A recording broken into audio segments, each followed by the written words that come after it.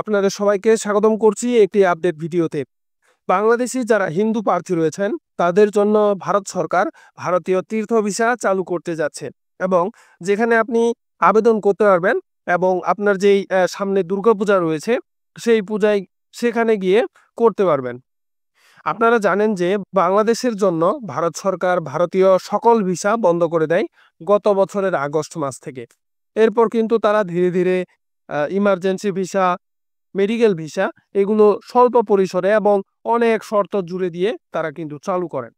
এর পরবর্তীতে বিভিন্ন ধরনের কথাবার্তা আসে যে ট্যুরিস্ট ভিসা চালু হচ্ছে, সকল ভিসা চালু হচ্ছে, কিন্তু চালু করে নাই।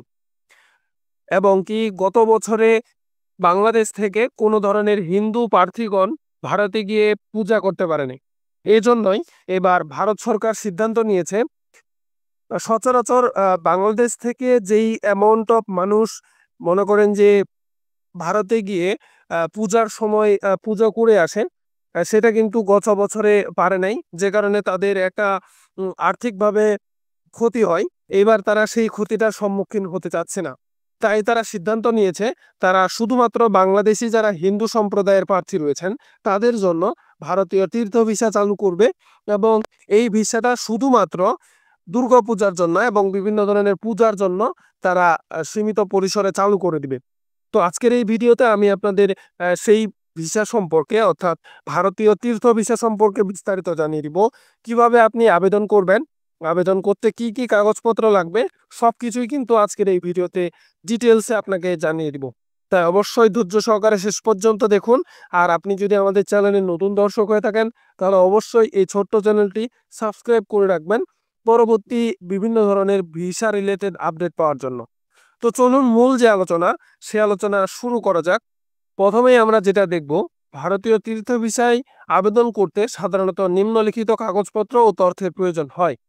প্রথমত আপনার যেটি প্রয়োজন পড়বে সেটি হচ্ছে পাসপোর্ট, মূল পাসপোর্ট যার মেয়াদ ভিসা আবেদন জমা দেওয়ার তারিখ থেকে কমপক্ষে 6 মাস থাকতে হবে। পাসপোর্টে অন্তত 2টি সাদা পাতা থাকতে হবে। পাসপোর্টের ফটোকপি দিতে হবে জমা। পুরনো সব পাসপোর্ট আবেদনপত্রের সাথে জমা দিতে হবে। ছবির কথা বলা হয়েছে, পূর্ণ মুখমণ্ডল দেখা যায় এমন সাম্প্রতিক তোলা পাসপোর্ট সাইজের রঙিন ছবি যার সাদা ব্যাকগ্রাউন্ড থাকবে এমন ছবি কিন্তু রাখতে হবে। পরিচয়পত্র ও ঠিকানার প্রমাণ, জাতীয় পরিচয়পত্র বা জন্ম নিবন্ধন সনদের কপির প্রয়োজন পড়বে। বর্তমান ঠিকানার প্রমাণ হিসেবে বিদ্যুৎ বিল, ওয়াসার বিল, টেলিফোন বিল বা গ্যাস বিলের ফটোকপির প্রয়োজন পড়বে। এছাড়াও আর্থিক সচ্ছলতার প্রমাণ দিতে হবে। প্রতিটি আবেদনপত্রের সাথে $150 সমমূল্যের বৈদেশিক মুদ্রার এন্ডোরেন্স অথবা আন্তর্জাতিক ক্রেডিট কার্ডের কপির প্রয়োজন পড়বে, অথবা ভ্রমণের ক্ষেত্রে পর্যাপ্ত ব্যালেন্স দেখানোর প্রয়োজন হালনাগাদ ব্যাংক স্টেটমেন্টেরও প্রয়োজন পড়বে। পেশাগত প্রমাণপত্রের প্রয়োজন পড়বে। আপনি কোন পেশায় থেকে ভারতে যেতে যাচ্ছেন সেটার কিন্তু একটা প্রমাণ দিতে হবে। আপনি যদি চাকরিজীবী হয়ে থাকেন তাহলে কর্মকর্তার কাছ থেকে সনদ অর্থাৎ এনওসি পত্র নিতে হবে। আপনি যদি ব্যবসায়ী হয়ে থাকেন তাহলে ট্রেড লাইসেন্সের ফটোকপি জমা দিতে হবে। আপনি যদি শিক্ষার্থী হয়ে থাকেন তাহলে শিক্ষা প্রতিষ্ঠানের আইডি কার্ডের অনুলিপিও জমা দিতে হবে। অবসরপ্রাপ্ত ব্যক্তি হলে অবসর প্রাপ্তির কাগজপত্র জমা দিতে হবে। অনলাইনে ভিসা আবেদন, সঠিকভাবে পূরণ করা অনলাইনের ভিসা আবেদনপত্র যেখানে কিন্তু বিজিডি রেজিস্ট্রেশন নাম্বারও থাকতে হবে, এটা কিন্তু খেয়াল করবেন। এছাড়াও যেটি গুরুত্বপূর্ণ বিষয় সেটি হচ্ছে মন্দির সংগঠনের প্রত্যয়নপত্র বা আমন্ত্রণপত্র। কোনো মন্দির বা ধর্মীয় প্রতিষ্ঠানের প্রত্যয়নপত্র যেখানে তীর্থযাত্রার উদ্দেশ্যে এবং বিবরণ উল্লেখ থাকবে এরকম একটি চিঠি আপনাকে জমা দিতে হবে। যদি কোনো নির্দিষ্ট গোষ্ঠী বা দলের সাথে তীর্থযাত্রায় যান তবে সেই গোষ্ঠীর নেতার কাছ থেকে একটি চিঠি যেখানে আবেদনকারীর বিবরণ এবং সফরের উদ্দেশ্য উল্লেখ থাকবে এমন চিঠিও কিন্তু জমা দিতে হবে। অন্যান্যর কথা বলা হয়েছে, কিছু ক্ষেত্রে রিটার্ন এয়ার টিকিট বা ফ্লাইটের ইতিবাচকতার কপির চাওয়া হতে পারে। যদি কোনো হোটেলে থাকার পরিকল্পনা থাকে তবে হোটেলের বুকিংয়ের কপিও জমা দিতে হবে। গুরুত্বপূর্ণ কিছু বিষয়াবলীর কথা বলা হয়েছে। ভিসা আবেদনপত্র অনলাইনে পূরণ করতে হবে এবং প্রয়োজনীয় কাগজপত্র আপলোড করতে হবে, যেগুলো আমি আপনাদের ইতিমধ্যেই পড়ে শোনালাম। ভিসা প্রক্রিয়াকরণ ফি পরিশোধ করতে হবে। ভারতীয় ভিসা আবেদন কেন্দ্র IVAC এর ওয়েবসাইটে নির্দিষ্ট নির্দেশনাবলী অনুসরণ করা উচিত। কারণ সময়ের সাথে সাথে নিয়ম পরিবর্তন হতে পারে। সকল নথি পরিষ্কার এবং স্পষ্ট হতে হবে। কোনো জাল নথি বা ভুল তথ্য দিলে আবেদন বাতিল হতে পারে। এই বিষয়টিকেও কিন্তু আপনাকে খেয়াল রাখতে হবে। তো চলুন এ পর্যায়ে আমি আপনাদের দেখিয়ে দিই কিভাবে আপনি আপনার হাতে থাকা ফোনটি দিয়ে নিজেই বাসা থেকে আবেদন করতে পারবেন ভারতীয় এই তীর্থ ভিসার জন্য। এখন আমি আপনাদের দেখিয়ে দিব কিভাবে আপনি ঘরে বসেই আপনার হাতে থাকা ফোনটি দিয়ে এই ভিসায় আবেদন করতে পারবেন। প্রথমত আপনাকে ক্রোম ব্রাউজার যেকোনো একটি চালু করে নিবেন। সেখানে আপনাকে টাইপ করতে হবে ইন্ডিয়ান ভিসা online.gov.in।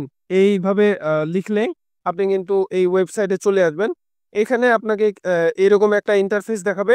এই ইন্টারফেসে গিয়ে আপনাকে apply here for E visa এখানে চাপ দিতে হবে। চাপ দিয়ে দিলেই আপনাকে পরবর্তী পেজে নিয়ে যাবে। Application registration first page.